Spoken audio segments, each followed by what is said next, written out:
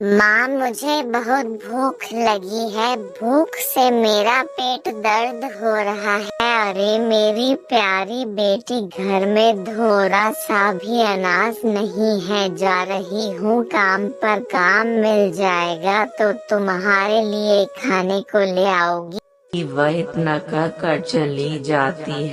अरे बहन, तुम्हारे घर में कोई काम है तो दे दो। मेरी बेटी बहुत दिन से भूखी है, अगर काम है तो दे दो। अरे नहीं बहन, मेरे पास कोई काम नहीं है। मैं पहले से ही काम वाली बाई को रख रखी हूँ। तुम कहीं और काम ढूंढ लो। फिर वो वहाँ से चली जाती है और दूसरे गांव पहुँच जाती है।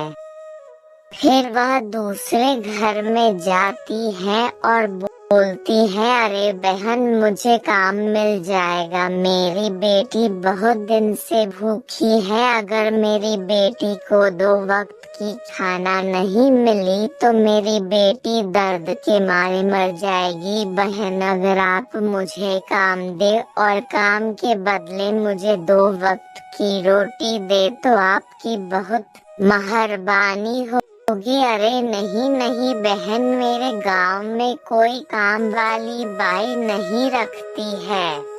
शायद इस शहर में तुम्हें कोई अपने घर में काम भी नहीं दे। अच्छा होगा कि तुम पास के गांव में चले जाओ। वहां पर सभी लोग अपने घर में काम वाली बाई रखती हैं और शायद वहां तुम्हें काम मिल जाए और तुम्हें अपनी बेटी के लिए 2 वक्त की रोटी भी।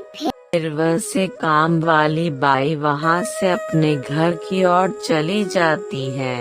वह घर पहुँच जाती है।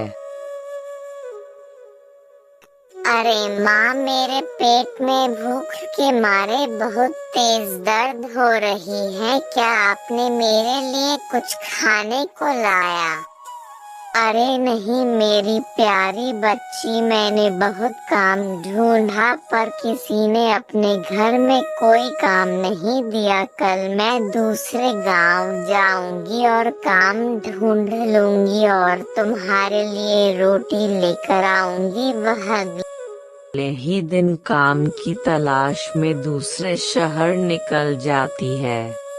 वह एक सेठ के घर पहुंच जाती है और वहां पर अपनी सारी बातें सुनाती है। उस घर में उस मालकिन को उसके ऊपर दया आ जाता है और फिर वह उसे खाने के लिए खाना दे देती है और कहती है कि तुम अगले दिन से काम पर आ जाना। वह खाना दोनों माँ बेटी खा लेती है।